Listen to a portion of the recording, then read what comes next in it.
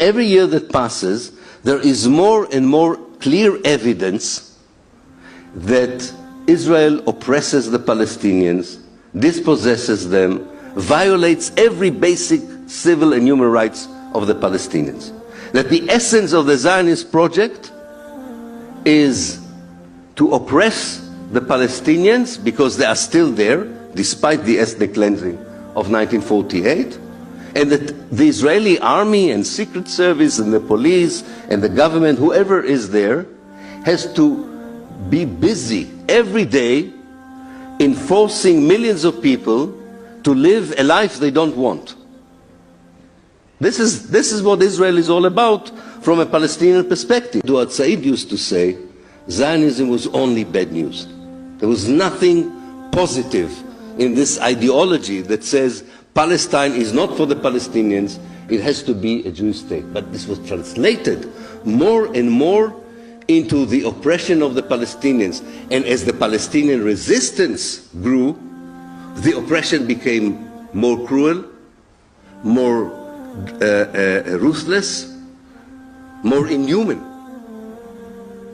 What happened in the last year shouldn't have surprised anyone who saw how from 1948 you have these two parallel developments. The Palestinians become more and more resistant to the oppression, and the Israelis become more and more inhuman and cruel in their reaction. And that's what we have seen in the last year. And my question I asked in the last bit of my book, when all this information is there, the information that because of this most of the young people are here today, when all the information is there, it's not a complicated information. It's basic knowledge about people, millions of people, who cannot go to school, who cannot go to their work, can be imprisoned without trial. Their houses can be demolished. They can be executed at the will of the army.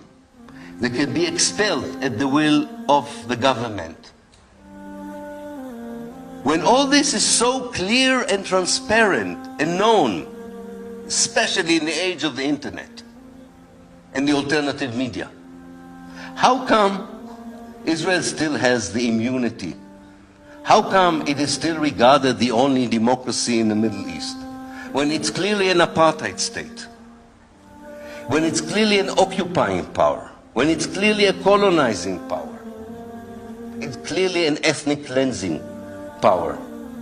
And the book tries to understand, how does a lobby succeed in societies, and I especially chose Britain and the United States, but it would be true for Germany as well, societies that proud themselves of being democracies, where there is open information, there's no censorship, there is respect for human rights, there is respect for civil rights. How in these two societies, when the reality is so clearly in front of our eyes, they still, when they are in the government, when they are in the mainstream media, the mainstream academia, reject the reality. Either they claim that they don't know, which is not true, or they describe a reality that does not exist, but they find it more and more difficult because the number of people who are normal, who have a modicum of decency in them in the world, says, wait a minute, if we support human rights, if we support civil rights, if we are against oppression, if we are against colonialism, if we are against racism, of course we are siding with the Palestinians. What else can we do? We ask ourselves, why our politicians are not behaving like us?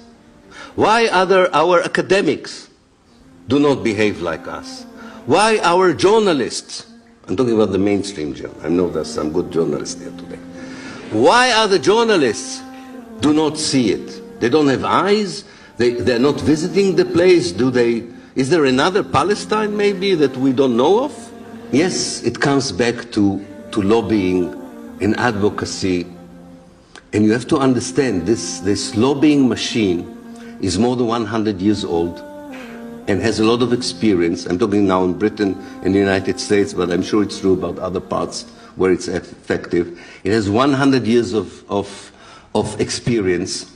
It is working day and night for a cause, yes, an immoral cause, an unreasonable cause, and a cause that will not succeed in the end of the day, but nonetheless, they have a, they're not going to succeed.